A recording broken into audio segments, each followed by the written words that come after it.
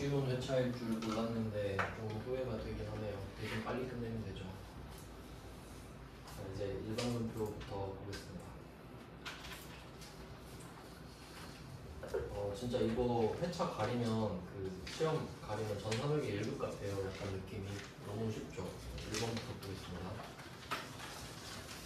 1번은 어음을 할인하고 할인 비용을 차감하였다. 그리고 매각 거래로 회계 처리할 것. 이것도 뭐 포맷이 항상 똑같은데 이때 1,500만 원이라고 적혀 있는 약속 어음을 은행 가서 싸게 판 겁니다. 이제 그걸 할인 비용이라고 하죠. 그때 계정 과목을 물어보는 건데 딱 회계 1급 수준이네요.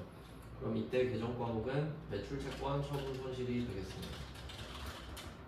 지식형 문제잖아요. 그렇게 좋은 문제라고는 안 보입니다. 그러면 20만 원 못 받은 거를 매출 채권 처분 손실이라고 합니다. 그 이유는 그 매출 채권을 팔았을 때 팔 수 있는 게 외상 매출금 받으러옴 중에 받으러옴밖에 없잖아요. 받으러옴을 팔면은 손해를 보기 때문에 금리 때문에 그렇죠. 그래서 그 어음의 이름은 제품을 판매하고 받은 어음이기 때문에 받으러옴이 된다. 이것도 아셔야 되죠. 왜냐면 제품 판매 대금이 아니라 뭐 내가 쓰던 비품을 판매하고 수령한 약속어음이다 하면 미수금이죠. 네, 그래서 그런 거 잘 확인하시고요. 그래서 지금은 받으러움이 없어지는 거다. 은행한테 줘버리니까 없어지는 거죠. 그리고 이 어음의 주인도 꼭 써주셔야 되고요. 이 대상은 다 내가 포기하는 거죠.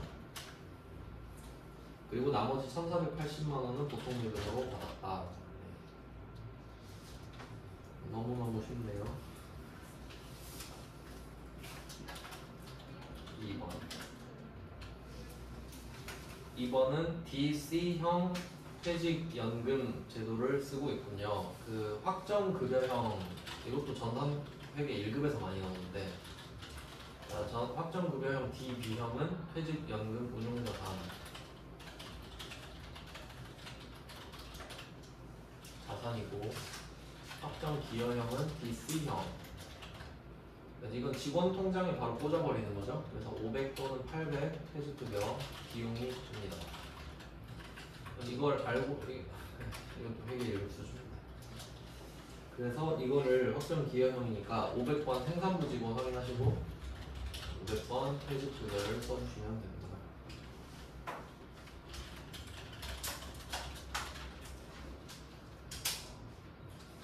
제가 아까 이거 전산회계 1급 105에도 했거든요. 근데 전산회계 1급이 더 어려워요. 아예 그러니까 이거 여러분 이거 풀고 막 마음 놓으면 안 돼요. 아 이렇게는 안 나오겠구나 라고 생각해야 돼요. 이거 완전 개 대박이네 진짜. 전산회계 1급보다 쉬운 게 말이 됩니까? 문제 잘못 냈나? 바꿔가지고 3번 설명할 게 없잖아요. 법인세 미납된 법인세 400을 보통 이제 민망하려고 그러네. 미지급한 세금은 미지급 세금이겠죠. 미지급 세금을 납부합시다. 미지급 세금 400만 원을 납부를 할게요. 당연히 부채겠지. 안 냈으니까 하나만 한 말을. 보통액은 400.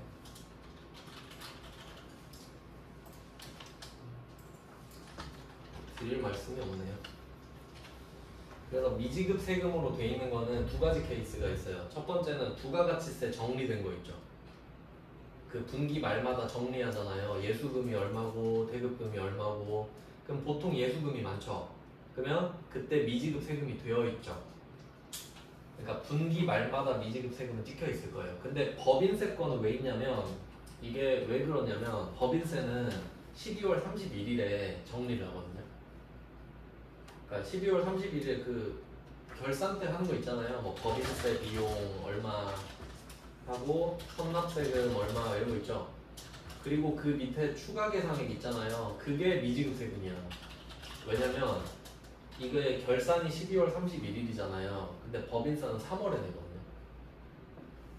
그럼 미지급 세금 킵해놓고 3월에 내면 되지. 그러니까 부가세랑 그 패턴이 똑같거든요. 그러니까 12월 31일 되면은 12월 31일 되잖아요. 그러면 부가가치세 미지급 세금이랑 법인세 미지급 세금이 합쳐져 있어. 그렇겠죠. 근데 지금은 그냥 법인세 것만 따로 내라 이거지. 그래서 원래 미지급 세금에는 그 관할 세무서가 붙어요. 근데 세무 2급까지는 안 붙이는 것 같아요. 할 말이 없으니까 이런 거라도 해줘야죠. 그 다음에 4번. 기부했다. 기부금이네요.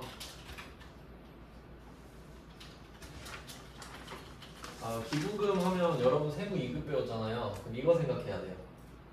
이거 간주공급 아닐까? 간주공급 아닌가? 아니니까 여기 있겠죠? 왜냐면 이게 간주공급이면 메인 매출 전표에 검들로 가죠.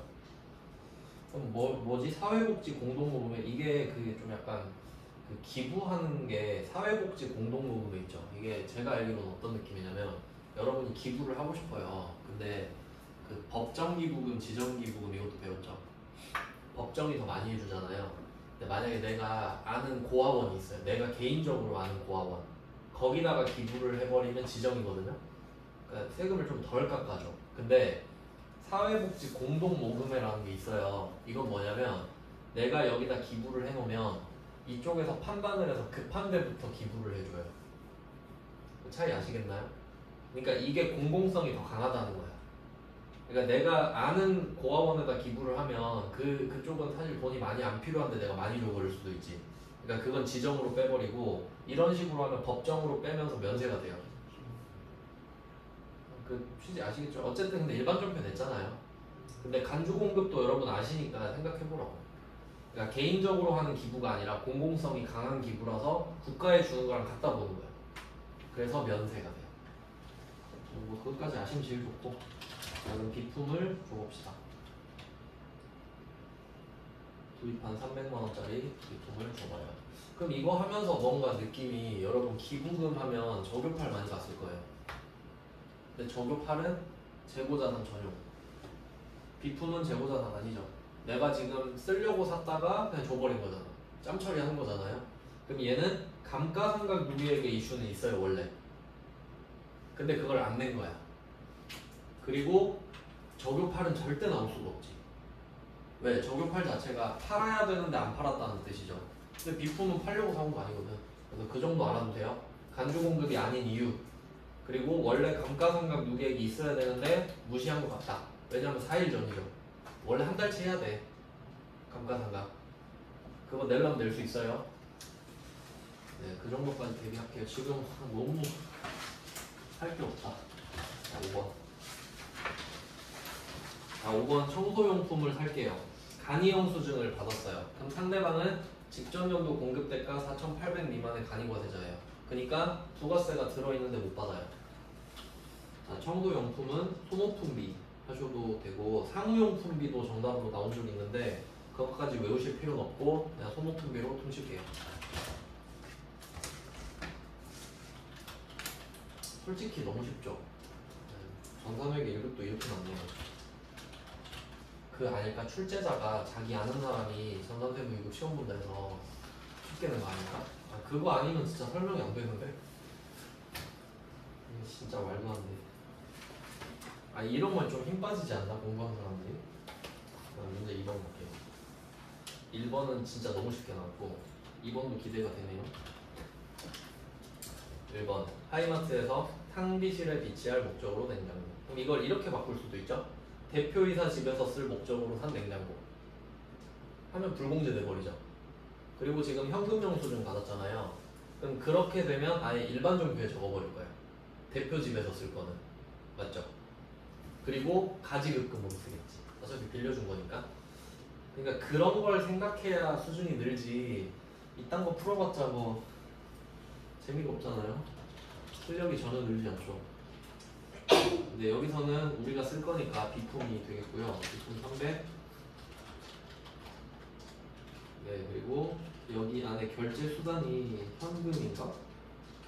왜 또 말 안 해주지? 진짜 뭘로 결제했는지 말 안 해줘요. 근데 제가 항상 강조했던 게 있잖아요. 현금 영수증은 언제 받을 수 있냐? 현금 줬을 때랑 계좌이체해 줬을 때. 그럼 이때는 말 안 해줬죠. 그러면 현금, 보통예금 둘 다 답이 되겠지. 뭐 어떻게 알아? 둘 다 답 된다고 써주세요. 그렇게밖에 판단할 수가 없어요. 현금 또는 보통예금이라고 추측해야지 어쩌겠습니까? 아 진짜 완성도가 너무 낮다. 아쉽네요. 얼굴 한번 보고 싶네 둘째자. 보고 댓글 다는 거 아니겠지? 안 보겠죠? 네, 그러면 여기서 생각해야 될 건 뭐냐면 뭐 말하려 했는데 비품 있죠. 비품 자산으로 처리할 것도 있죠. 이것도 제가 뭐 몇 번 말씀드렸을 건데 유형자산 할 때 제가 이거 말하거든요. 그러니까 이게 냉장고를 샀다라는 게 항상 자산인 건 아니에요. 그러니까 지금 냉장고라서 조금 말하기가 그런데 제가 에어컨 나왔을 때 말한 적 있거든요. 에어컨을 내가 비트코인 채굴할 때 써서 풀가동을 시켜요. 그럼 1년 안에 폐기해야 될 수도 있죠. 그럼 그런 용도라면 소모품비가 더 적절하거든요. 그런 맥락에서 여긴 자산으로 하라는 거야. 이 말은 우린 냉장고를 소중하고 예쁘게 쓸 거야 이 말이거든요. 네, 그런 의미예요. 그러니까 무조건 자산은 아닙니다. 혹시 그럼 이거 비용 처리하라 그러면 소모품비로 하시면 돼요. 네, 그것까지 하고 억지로 짜내서 설명을 드리고 있습니다. 2번. 드디어 설명할 때 나왔다. 유형자산 처분. 유형자산 처분은 제가 강조하는 주제 중 하나입니다. 메인 매출 점표에서 제일 어렵기 때문이죠. 물론 다른 것도 어려울 수도 있는데 구조가 복잡하니까. 이건 항상 제가 똑같은 포맷으로 알려드립니다. 이것도 그렇게 풀어볼게요. 복사기예요. 비품 500. 500에 샀었겠죠. 그러면 이제 전체 스토리를 보면은 여러분은 이 복사기를 사는데 550을 썼어요. 근데 50은 돌려받았으니까 부가세 대금으로. 그러니까 500만 남았지. 자, 이 상태로 감가상각 누계액을 해볼게요. 225만 5천 원이네요. 암산 못하게 해놨네. 차라리 이렇게 주는 게 나아요. 계산기를 쓰는 게 나으니까. 그리고 장부 금액이 나옵니다. 이게 기준이 된다고 말씀을 드렸어요.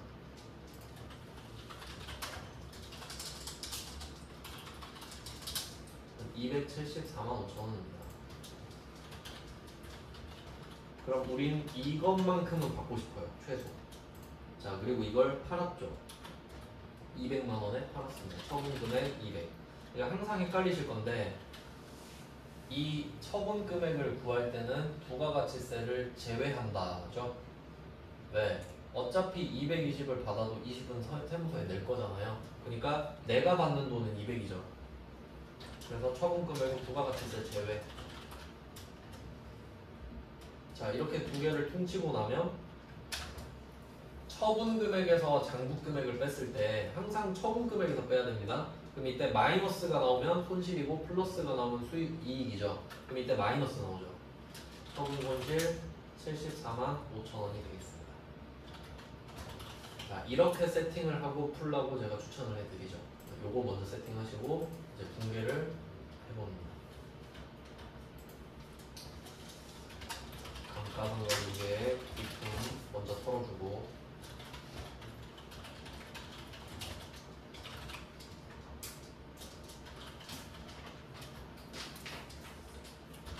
유형자산 처분할 때는 항상 감가상각 누계액이 세트로 간다.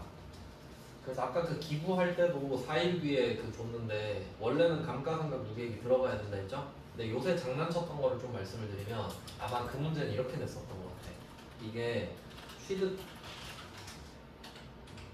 이거 어디서 설명했는데? 이거 그 영상 따로 찍은 거구나. 취득 시점이랑 그러니까 취득한 때랑 사용 가능한 때가 있어요. 이거 시험에 나온 거예요. 알아도 돼요. 여러분이 물건을 사는 걸 생각해봐요. 그 취득한 때가 있고 사용 가능한 때가 있죠. 근데 사실 그 두 개가 같아요. 맞죠? 여러분 택배 받으면 그때부터 바로 쓸 수 있죠. 그러니까 원래는 그런 게 맞는데 아닌 것들도 있을 수 있잖아요. 아닌 것들도. 그러니까 내가 무슨 모종의 이유로 오늘 취득을 했는데 뭐 다음 달부터 쓸 수 있다거나 그런 거 있죠. 뭐 법적 권한 이런 것 때문에. 그러면 감가상각을 언제 하냐라고 하면 이 두 개가 다를 때 사용 가능한 때부터 감가상각을 합니다. 취득한 때가 아니에요. 그러니까 이 두 개가 같은 게 정상인데 두 개가 같은 게 정상이잖아요. 근데 만약에 달라. 다르면 사용 가능한 때부터 감가상각을 해라 이렇게 된 거야.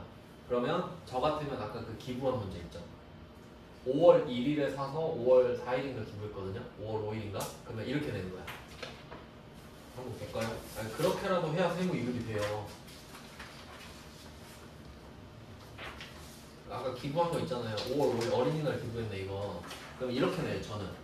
5월 1일에 취득한 컴퓨터를 사용하지 않고 5월 5일 기부했대 이렇게 될 거라고.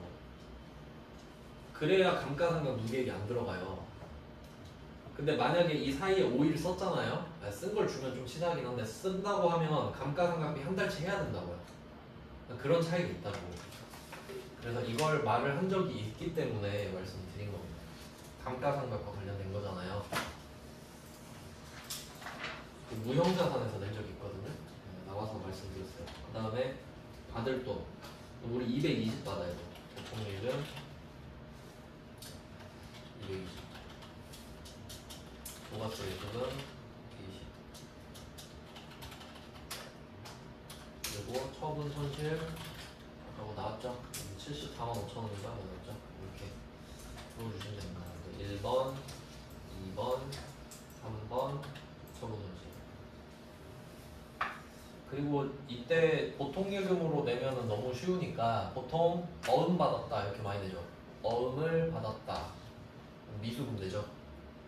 그 정도는 내줘야지. 그리고 거기다가 어음 낸 김에 배서양도까지.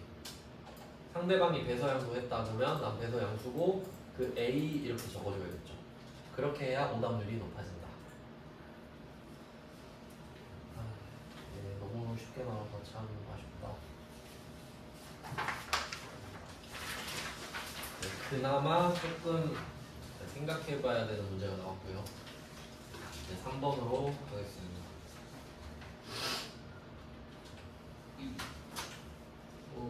3번도 쉽네요. 3번은 직원한테 주려고 하네. 자, 창립기념일 선물로 영업부 직원들한테 한 개당 5개씩 지급할 USB다 이렇게 됐죠. 그러니까 이거 그 앞에서도 말씀드렸는데 그 구분하는 방법이 이런 느낌이에요. 그 직원한테 휴대폰 준 적이 있었죠 앞에서. 근데 그게 명분이 너 일할 때만 써. 그런 명분이었죠. 그럼 그건 비품이에요. 근데 USB 주면서 야 알아서 해. 이거 네 친구 선물 주던가 회사에서 쓰던가 개인적으로 쓰던가 그건 복리후생비야. 아시겠죠? 그러니까 제한을 걸지 않아야 선물이 되는 거예요. 근데 야 너 그 회사에서만 써. 내가 볼 거야. 그러면 전혀 복리후생이 아니죠. 그러니까 그런 거를 좀 아셔야 되는 게 뭐냐면 저라면 이렇게 낼 거예요. 막 책 같은 거 샀다 이럴 때 책을 살 때 그런 거 있잖아요. 만약에 제가 세무사가 돼서 부가가치세법 공부를 하고 싶어요. 그럼 그건 일할 때 필요하죠. 그럼 그런 건 도서인 대비 이렇게 빼는 거예요. 근데 직원한테 베스트셀러 책 한 권 선물해 준 거예요. 그건 업무랑 전혀 상관없죠. 그런 게 복리후생비라고. 그러니까 똑같은 책을 사도 업무에 쓸 책은 도서인 대비, 선물용이야 복리후생비 이렇게. 이거 구분할게요. 왜냐면 이거 좀 헷갈려 할 수 있을 것 같아서. 옛날에 누가 블로그에 질문도 했었어요. 그러면 답은 복리후생비가 되겠습니다. 800번.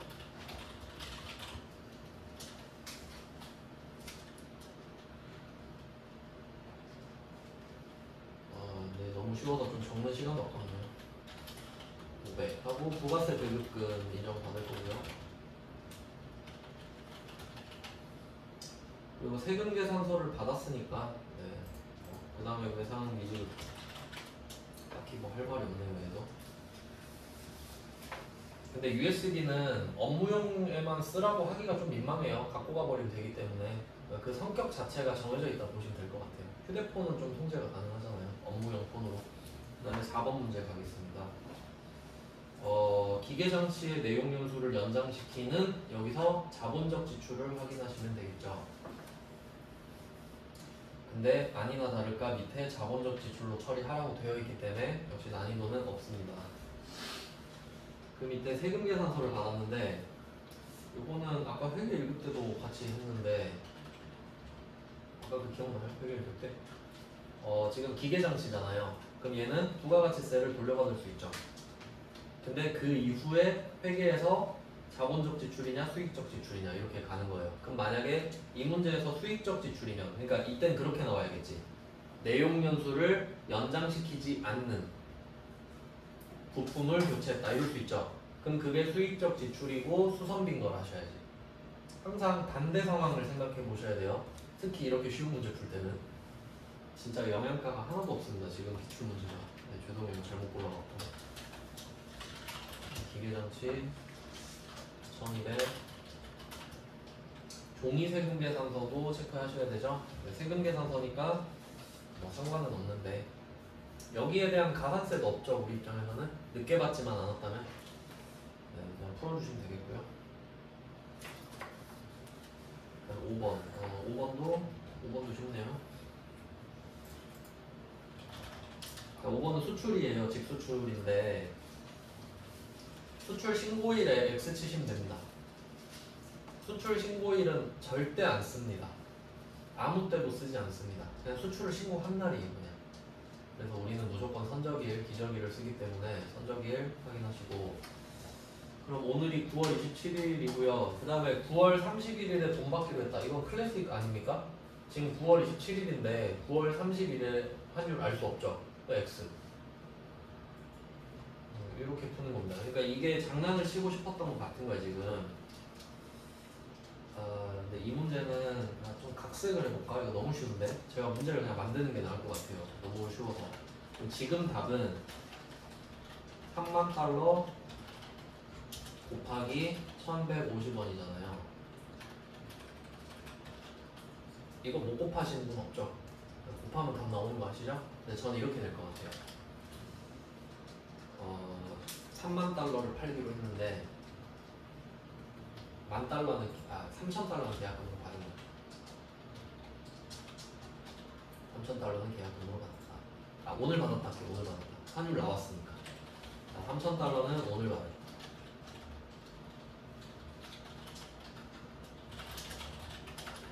그리고 나머지 27,000달러는 3일 뒤에 바뀌고 이렇게 될 거예요. 이렇게 되면 조금 고민을 하지.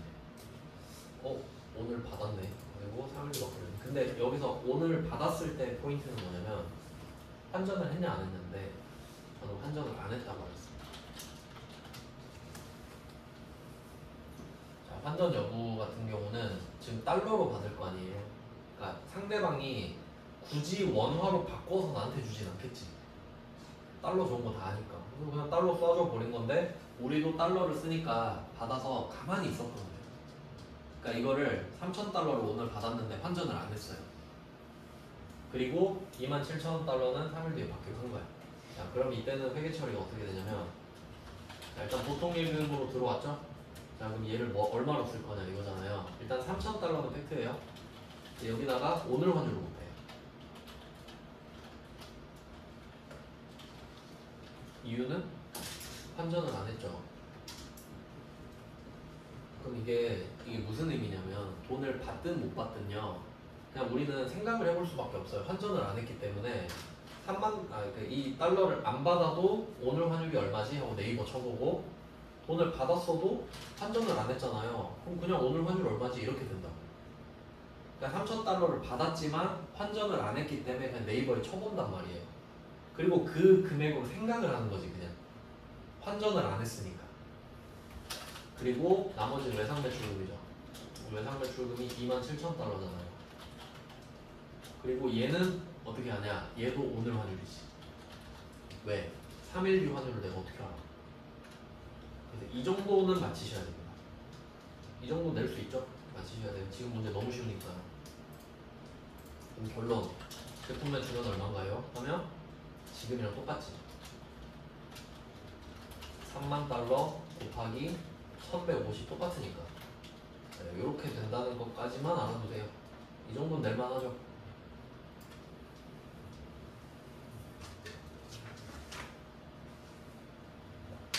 이 정도는 풀어줍시다.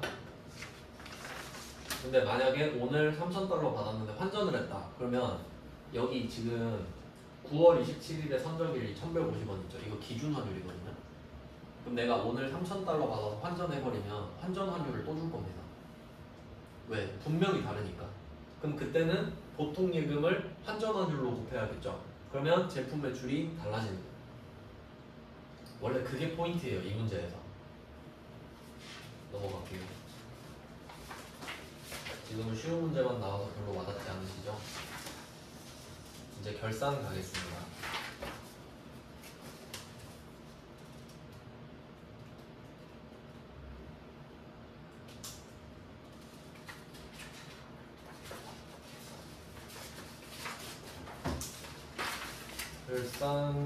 결산을 좀 풀어볼 만한 게 있으려나? 일단 수동 자동부터 구분을 해볼까요? 문제 4번이에요. 1번에 요거는 수익의 발생이군요. 후불인데 이 정도 할만하죠. 수동입니다. 이것도 전3회계 1급에도 나오는 주제고요. 그 다음에 2번 현금 과부족. 이것도 회계 1급과 공통 주제 수동입니다. 결산은 그래도 신경을 좀 썼네요. 그 다음에 3번은 부가가치세 정리죠. 이기 확정거니까 12월 31일 결산이랑 겹쳤죠. 그러니까 이거 부가가치세 정리는 정확히 말하면 결산은 아니에요. 그냥 공교롭게 날짜가 같은 거지. 그러니까 그냥 결산에 넣어버린 겁니다. 그 다음에 4번은 장기 차입금. 이거 유동성 대체네. 수동입니다. 그래도 결산은 좀 다행이네요. 자, 5번은 무형자산 상각입니다. 이거는 자동입니다. 그러니까 이 금액을 구하는 건 우리가 구해야 되지만 그 금액을 기입하는 방법이 자동이란 뜻이에요. 분개를 하진 않습니다. 금액만 구하면 되니까. 그래서 수동 4개, 자동 하나를 확인했어요. 그럼 그냥 순서대로 풀게요. 1, 2, 3, 4, 5 이렇게 하겠습니다. 1번 요거 은근히 복병인데 이거 많이 틀리죠 사람들이. 이거 푸는 방법은 제가 그 유튜브에 따로 올려놨는데 일단 지금은 답만 알려드릴게요. 일단 비용입니다. 누입자는 비용. 돈을 줘야 돼요. 이자를 줍니다.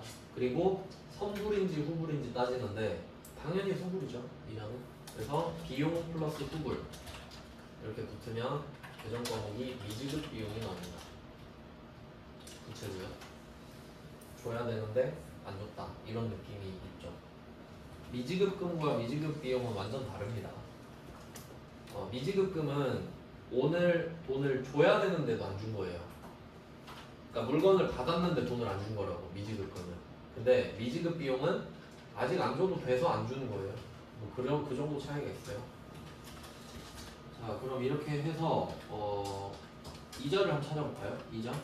원금이 3억. 요새 3억 빌리면 난리 나죠. 이자가 10% 돼버리니까. 자, 2%네요. 현실감이 좀 없는 이자율이죠. 자, 이거를 곱하면 1년 이자가 나올 거예요. 3억 곱하기 0.02 맞죠? 600만 원이에요. 1년에. 이 정도면 낼만하죠. 3억 빌려서. 자, 그럼 1년치 이자가 600이란 걸 알았어요. 항상 생각하셔야 될 건 이거 연기준입니다. 자, 그러면 우리는 이거를 한 달로 쪼개면 좋겠죠. 그래서 월 50만 원이 나왔어요. 12로 나눠주죠. 자, 이렇게 구하고 이 선불과 후불은 선불이든 후불이든 간에 올해가 몇 개월이 해당되는지만 찾으면 돼요. 올해가 몇 개월이냐. 그게 뭔 말이냐. 5월 1일에 거래 시작했죠. 5월 1일에 거래를 시작하면 항상 이 문제는 12월 31일에 내잖아요. 그러면 8개월? 아니 맞나? 앞에 4달이니까 1, 2, 3, 4 빼면 8개월 맞죠? 그게 제일 빨라요. 계산할 때. 그럼 8개월이다. 그럼 우리는 한 달에 50씩 8개월을 인식하면 돼요. 400이에요. 그럼 우리는 이 400만 원을 비용으로 생각해요. 왜냐면 실제로 8개월이 지났기 때문에. 그래서 이게 선불이든 후불이든 상관이 없거든요. 지금 후불이니까 이것만 말씀드릴게요. 그래서 우리가 4가지를 항상 생각해야 돼요. 첫 번째, 수익이냐 비용이냐. 1번. 후불이냐 선불이냐. 2번. 월 금액이 얼마냐. 3번. 언제 시작했냐. 4번. 이렇게 4개를 구해야 돼요. 그럼 답이 다 나왔죠. 미지급 비용, 400만 원. 이렇게 풀어주시면 돼요. 이런 주제들은 제가 유튜브에 올려놨는데 참고하시려고 하시고. 그러면 답을 찾아보겠습니다. 이자 비용 400만 원, 미지급 비용 400만 원. 나온 그대로 미지급 비용 400. 근데 그 명분이 이자잖아요. 이렇게 끝납니다. 이건 할 줄 아는 사람한테만 쉽고요. 이론 모르면은 100번 들어도 잘 모르고 한번 공부를 해보시든지 아니면 포기하시든지 하셔야 합니다. 그 다음에 2번 현금 가부족. 현금 가부족 장부상 현금보다 실제 현금이 이거 완전 옛날에 한 거라 다 까먹으셨을 것 같은데 회계 중에서도 처음에 하는 거예요. 현금 할 때 딱 하는 거니까 이거 이렇게 풀라고 말씀드립니다. 장부가 있고 실제가 있다. 실제를 시제라고 그러죠 보통. 자 그럼 이때 이 그림을 그려서 이 상황을 바로 반영하는 거죠. 12월 1일에 장부상 현금보다 실제 현금이 많대요. 그럼 이게 86,000원이라고 가정을 하고 얘는 빵원이라고 합시다. 그럼 여러분이 장부에 봤는데 빵원이에요. 근데 지갑을 여러분이 웬걸 86,000원인데? 근데 이게 좋은 건 아니죠. 안 맞으니까. 그럼 우리는 내가 컨트롤할 수 있는 건 실제 금액이 아니에요. 장부 금액을 실제 맞춰준다라고 했었죠. 그러니까 지금 장부에서 86,000원을 올리는 방법을 선택을 해야 되는 거예요. 맞죠? 그러니까 이게 12월 2일 거라고요. 12월 2일에 요 회계 처리를 한다.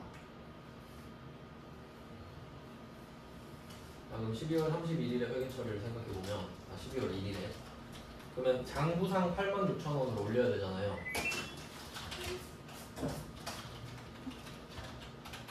이렇게 써놨겠지. 장부상 86,000원 올려라. 그래야 맞으니까. 그거 왜 올리나요? 하니까 안 맞아. 그냥 현금 가부족으로 해. 이렇게 정리를 하고. 근데 오늘 12월 31일이 온 거죠. 그럼 이제 물어보는 거예요. 이거 안 맞는 거 찾았어요? 그러니까 아니 모르겠는데? 이렇게 됐죠. 근데 주주들한테 보여줄 건데 저 현금 안 맞아요 하면 안 되니까 없애자. 그냥 돈 안 맞다 그러자. 해서 현금 가부족을 빨리 은엄폐해야 돼. 숨겨야 돼. 86,000원을 없애자. 근데 돈이 많은 건 좋은 거죠.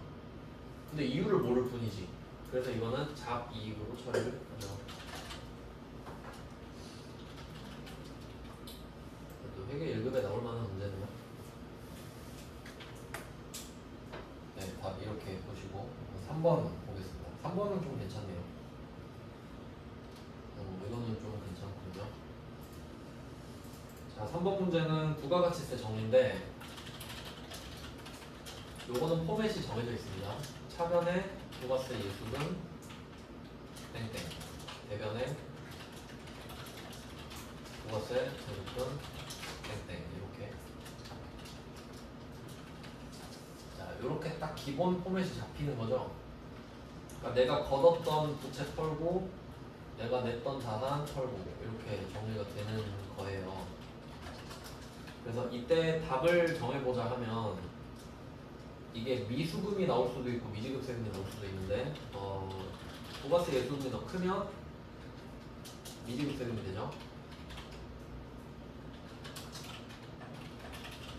아까 미지급 세금도 나왔었죠. 그 다음에 부가세 배급금이 더 크면 미수금이 나온다. 이것까지도 말씀드렸었는데 자, 이렇게 된다는 걸 아시면 되겠고요. 그래서 저번에는 그 납부니까 미지급 세금이 있었어야 했잖아요. 납부하는 거였으니까. 카드 수수료 그거 나오지 않았나? 근데 지금은 어떤가요? 정리하는 회계 처리를 해라. 뭘지 모르지. 근데 비교해보니까 예수금이 더 크죠? 대급금이 더 크네? 대급금이 더 크죠? 그럼 미수금이네. 그럼 이 포맷 그대로 숫자를 넣습니다. 그냥 부가세 예수금 25, 450, 550. 이게 매입 매출 점표에 모여있다는 뜻이죠. 그리고 3,140만원.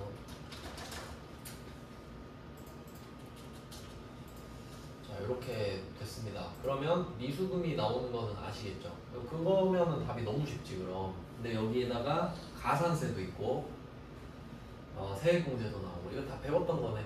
그럼 이제 좀 납득이 가야 되죠. 그럼 이때 가산세는 플러스 알파고 세액공제는 마이너스잖아요. 근데 본세는 고정돼 있죠. 아 근데 지금 본세는 고정돼 있는데 이 문제를 이렇게 해야 맞나? 일단 해볼게요. 그럼 가산세는 부가세 예수금이 늘어난다는 개념은 아니죠. 그러니까 예수금은 고정이 돼 있는데 여기 추가로 더 내는 거니까 우리 배웠었죠? 800번 세금과 공과라고. 여기도 그러지 않나요? 800번 세금과 공과 쓰라고 하고 있어요. 여기에 6만 원을 얹어주고.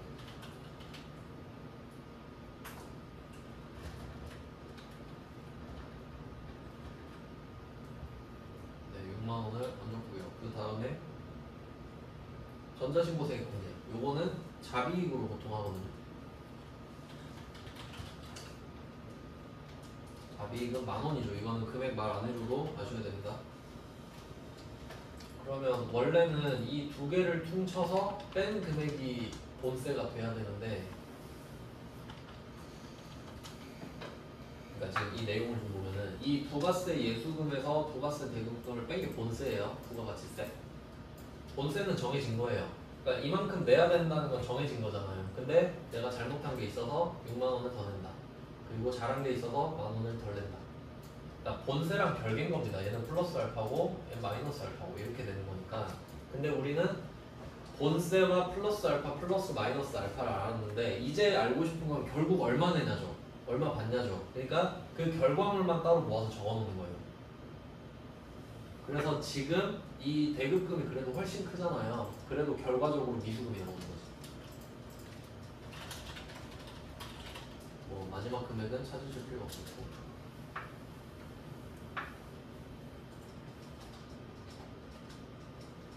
그러면 이 구조에서 만약에 대급금이랑 예수금 금액이 바뀌면 미수금이 아니라 미지급 세금이 되는 거죠. 그리고 저번에 풀었던 그 카드 수수료 내는 거랑 같이 낼 수 있는 거지. 그렇게 뭐 그런 식으로 연결이 된다고 보시면 돼요. 그러니까 오늘 확정을 지어버리는 거예요. 내가 그냥 알려고. 네, 그렇게 됐고요. 네, 미수금이 나왔어요. 그다음에 4번 문제. 유동성 대책. 유동성 대책은 사실 자산도 있고 부채도 있는데 자산에선 보신 적 없죠. 세무 1급에만 냈더라고요. 그 어떤 느낌이냐면 자산 쪽은 유동성 대책은 참고로 알고 계세요? 내진 않을 것 같아요 아마. 자산 쪽은 그거 보시죠. 장기성 예금이라고 있거든요. 그러니까 이 자산 쪽에 계정 과목이 정기 적금, 정기 예금 이런 게 있어요. 그러니까 여러분도 실제로 입출금 통장 따로 있고 적금 들면 적금 통장 따로 생기죠. 예금 통장 따로 생기고 그리고 만기 되면 해지되고 이런 식이란 말이에요. 그래서 얘는 단기예요. 1년짜리 적금, 1년짜리 예금. 근데 이거를 약 2, 3년 들 수도 있잖아요. 그럼 그게 장기성 예금이 돼요. 그럴 수 있겠죠. 근데 이 둘은 시작할 때 정해지죠. 그냥 애초에 저 1년짜리 들게요, 3년짜리 들게요 할 때 정해져 버리잖아요. 근데 시작할 때는 상관이 없는데 만약에 여러분이 3년짜리 장기성 예금을 들었어요. 근데 시간이 지나서 1년 남을 때가 오잖아요. 그럼 그거를 바꿔주는 거야. 그것도 유동성 대체입니다.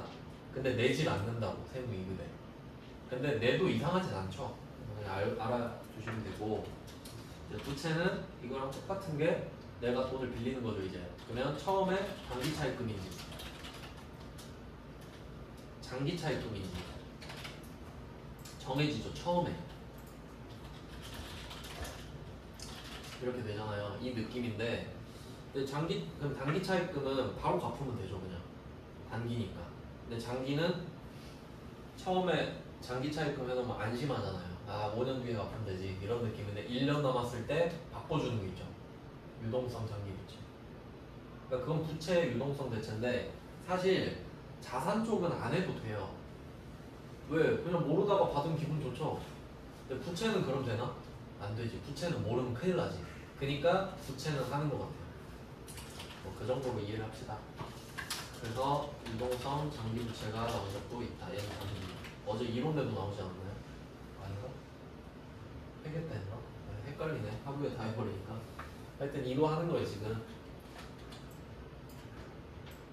유동성 대체를 부채에서 낸다면 답이 정해져 있지. 그러면 문제가 이게 작년 거니까 2022년 건데 만기일이 3월 30일인 게 2천만 원 있다. 그럼 이거 결산 기준으로 3달밖에 안 남았죠. 그럼 빨리 야 큰일 났어. 너 빨리 갚아야 돼. 라고 이름을 바꿔주는 거죠. 그래서 처음에 돈을 빌렸을 때는 보통이금 2천, 장기차입금 2천이었겠지만 시간이 지나서 3개월밖에 안 남았으니까 장기차입금 미련의 거를 제끼고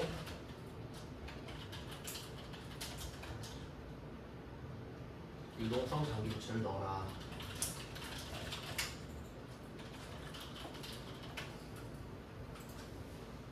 네, 뭐 이런 식으로.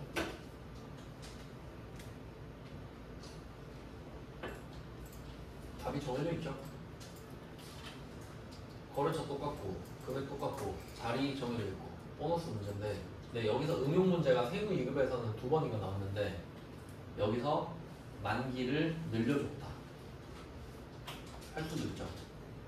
요새 너 힘들구나 늘려줄 테니까 꼭 갚아 이러면 X자로 다시 바뀌죠. 그럼 유동성 장기부채가 사라지고 장기차입금이 다시 생기는 거니까 그거 나온 적이 있습니다.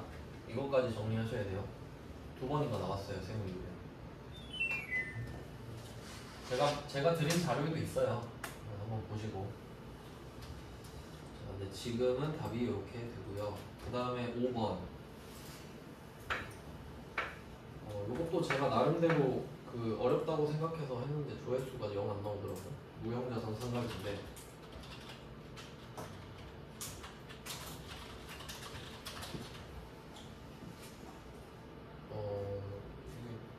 이런 포맷으로 좀 많이 냅니다. 영업권의 전기말 삼각 후 미삼각 전액은 2억이다. 이 영업권은 작년 1월 초에 샀다. 지금 23년 기준으로 말씀드릴게요. 2022년 1월에 취득을 한 거예요. 2억 5천. 아니 금액을 알려줬네. 자, 2억 5천에 샀고 전기말 삼각한 게 2022년 12월 31일이에요. 삼각을 한번 했겠죠. 삼각 한 번 하고 2억이 나옵니다. 지금 상황을 정리한 겁니다. 그리고 오늘이 2023년 12월 31일로 가정을 하겠죠. 그럼 오늘 삼각을 두 번째를 할 건데 얼마 할 거냐 이거지. 그럼 한번 생각을 해볼게요. 삼각을 한번 하면 그러니까 처음에 샀을 때 5년 남았었거든요. 5년짜리니까. 그리고 방법은 균등삼각 돼 있죠. 균등삼각은 정액법이에요. 똑같이 삼각하는 방법은 정액법밖에 없죠. 그래서 정액법을 균등삼각이라고 말하니까 이거는 맨날 이렇게 내요. 잘 알아두시고. 그러면 처음에 샀을 때 5년이죠. 그리고 작년 말에 삼각을 한 번 하면 이제 4년 남았겠죠. 한 번 뺐으니까 5천 뺐잖아요. 5천을 빼면서 1년도 날라갔지. 그리고 지금 23년 1년이 지났죠. 그러면 1년 또 썼잖아요. 그럼 아마 5천 또 날라가겠죠. 근데 지금 이제 5천을 날릴 거 아니에요. 그러니까 답이 5천이죠. 얼마 빼야 되냐고 지금. 5천이잖아요. 근데 정액법이라며. 근데 이 정도는 생각할 수 있죠. 그러니까 작년 거는 5천이 아닐 수도 있어. 왜냐면 2월에 샀어요. 11개월 썼잖아요. 근데 언제 샀죠? 2월 초에 샀잖아. 그럼 1년치 다 들어갔죠. 그러니까 이 계산 공식이 이렇게 구하는 거 아닌가요? 2억 5천 무형자산은 잔존가치 없으니까 나누기 5 여기다가 작년 거 12분의 12 곱했죠. 그럼 올해도 12분의 12 아닙니까? 1년 꽉 채워서 썼으니까. 그러니까 답이 5천만 원이지. 그러니까 이거는 2억 5천을 5로 나누든 2억을 4로 나누든 똑같죠. 어차피 정액법이니까. 그래서 결론은 답이 5천이다예요. 근데 이 5천을 구했는데 그럼 어쩌라고? 이게 수동이 아니라 자동이라는 게 또 포인트지. 이제 뿔을 빨아야죠. 이거 구했으면은. 자, 회계관리에서 이게 자동이니까 결산적 능력으로 갑니다. 결산적 능력으로 가서 엔터 2번 치죠? 밑으로 쭉 내려가요. 이게 감가상각 쪽으로 한번 가봅니다.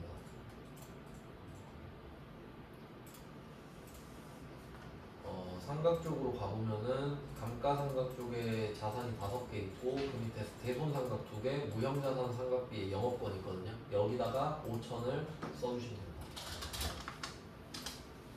그리고 자동이 이거 한 문제밖에 없으니까 점수 추가를 눌러주실 거예요. 이렇게 하시면 되는데 그나마 결산은 조금 나왔는데 조금 나왔지만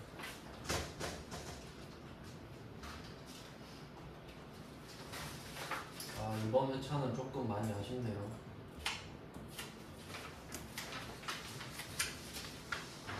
그럼 이론은 시간이 너무 애매하니까 내일 그럼 자료를 드려야 되는데 그럼 제가 그 자료를 출력해 드릴 테니까 잠깐만 기다렸다가 그것만 받아서 갈게요. 미리 뽑아놨어야 되는데 생각해.